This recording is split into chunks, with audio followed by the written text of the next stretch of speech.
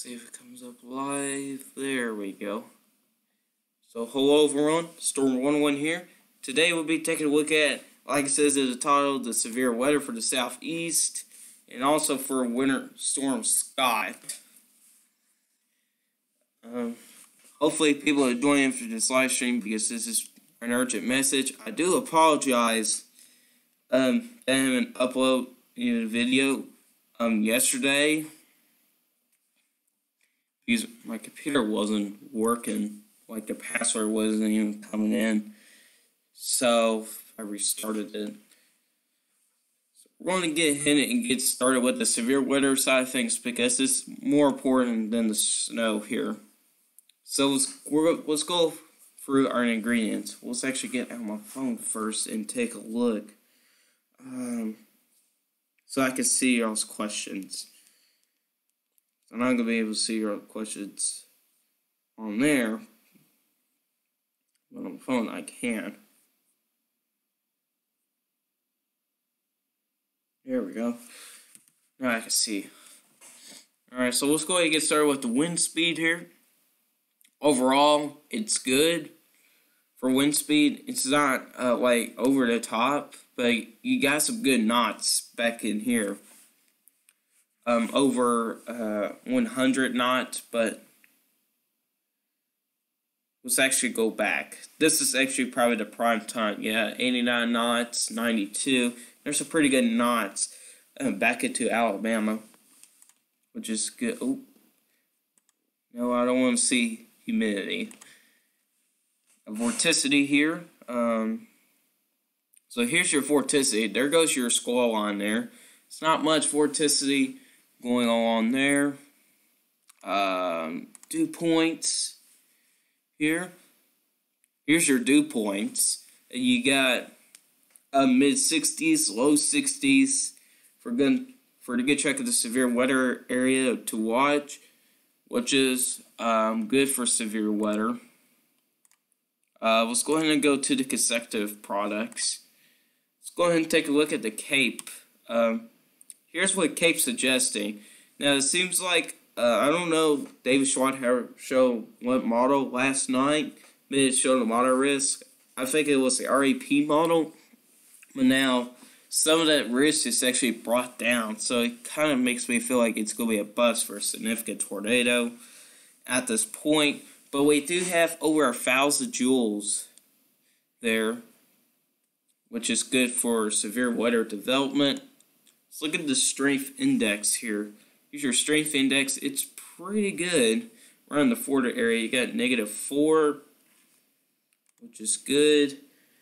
Moisture convection here. There's your squall line right here, what everybody's got to watch here, because the squall line could be nasty with those damaging winds. Even a couple spin up tornadoes, it's also possible with that. Now, I already checked this already. The mid-level lap rates show nothing, but the low lap rates actually shows some of it for parts of Georgia, Alabama, and a good chunk of Florida, showing some pretty good low-level lap rates there. EHI here. So EHI here, a 2.1 there, which is good. Yeah, it's a general 2 for EHI there. Helicity. Here's your helicity. It's okay. It's not great. There's a couple areas where it goes up to over 300 at times. Overall, it's okay. Okay, let's take a look at the supercell composite here. Yeah, it shows a very high risk going on up into Georgia 11. Let's go ahead and check that out very quick. Now, what do you need for like pretty good severe weather development when you look at the soundings here? You need this yellow dot line here to be pretty wide. And it's not that wide. I'm not 100% sure why it's showing PDS here. It could be these guys right here. the EL is high into the atmosphere, 12 kilometers up in the atmosphere, or 200 millibars. You've got the LFC and the LCL sticking around between 1,000 and 850 millibars there. So there you go, and that starts to move that. We could probably have a marginal risk for severe weather on Monday for parts of Florida. Now, let's go ahead and take a look. I did not make a map. I don't have much time for that, but I guarantee you I'll probably do a live stream on severe weather coverage, so expect that to come out later today. But here's your severe weather ingredients. For the most part, wind speed, vorticity, dew points, CAPE, EHI, helicity are all good. The low mid-level life rates of the stream index are okay. Severe weather threats here. The damage winds is high. Large hail is going to be low to medium. It's not going to be much of a threat on this one. Tornadoes are medium. The heavy rain flash flooding is going to be medium to high. The confidence on this forecast is a 90% on here. So now we got severe weather out of the way. Let's go ahead and go to the winter side of things here. Right now, it's actually snowing outside my window. I'm not going to get like a foot of snow, sadly. I wish, but that's not going to happen. So here's Winter Storm Scott, kind of for the most part, kind of like right now. This is a 6Z later today. As you can see here, your low pressure is down in the Dixie Valley, southeast there. You got a lot of snow coming up there around the Ohio Valley region, pushing up to the northeast there from your GFS.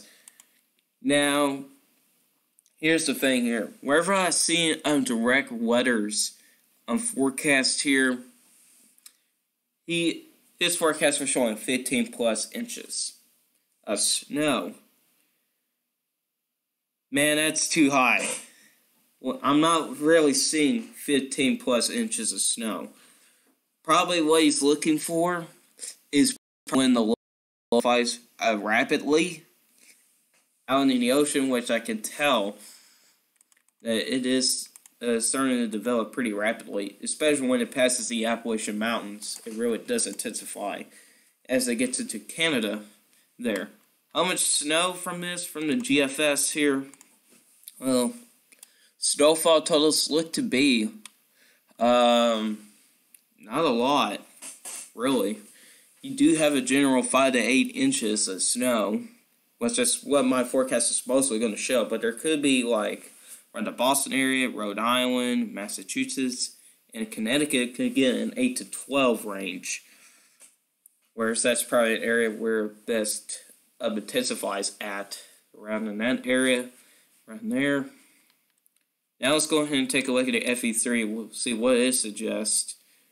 Most certainly just like 5 to 8 inches of snow stretching from parts of Kentucky all the way up into the northeast. So pretty much what y'all been seeing, like run after run after run. These snowfall totals are going down, which this is telling me here is this system's going to be a little bit weaker. And that's kind of similar situations for severe weather. It's probably not going to be as strong as it's going to be expected. So I've got a feeling for a lot of people, for a foot of snow, it could be a bust on that. It could be probably not even be able to reach a foot for a few people. But in higher elevations, like West Virginia, I think they could get a better chance of getting a foot, what the FE3 is suggesting. What's the CMC show on this? Well, very similar situation here. 5 to 8 inches of snow. Not really looking at a foot of snow anywhere by the looks of it. Let's look at the Euro. Let's see what it suggests here.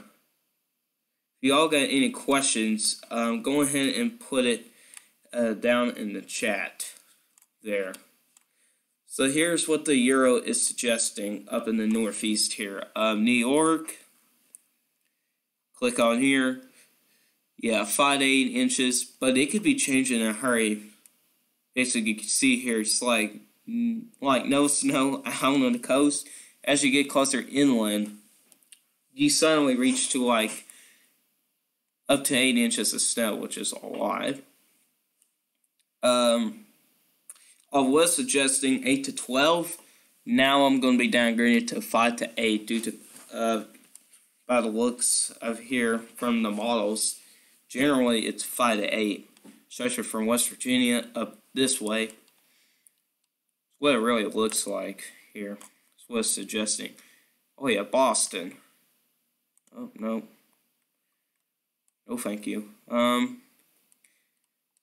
Boston about 7 inches of snow, which is good. But as you get to like Nova Scotia and New Brunswick, you get a better chance of getting flipped because that's where it intensifies a little bit better. When you get to the coast, you get a better chance of that. Right in there. I should probably show you all the rain accumulations here.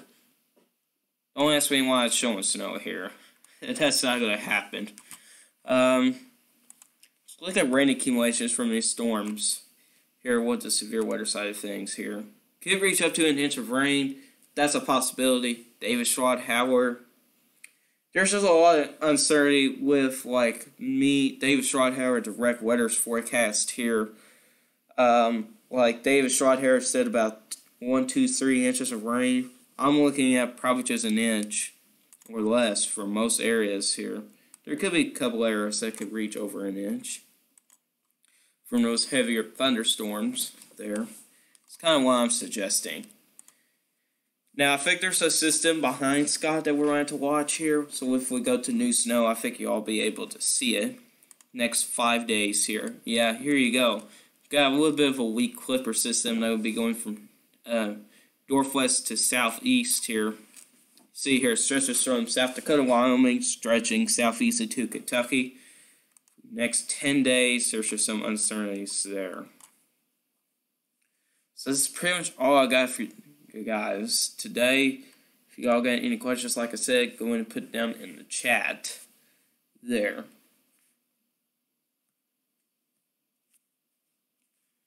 Let's probably look at the long range forecast here.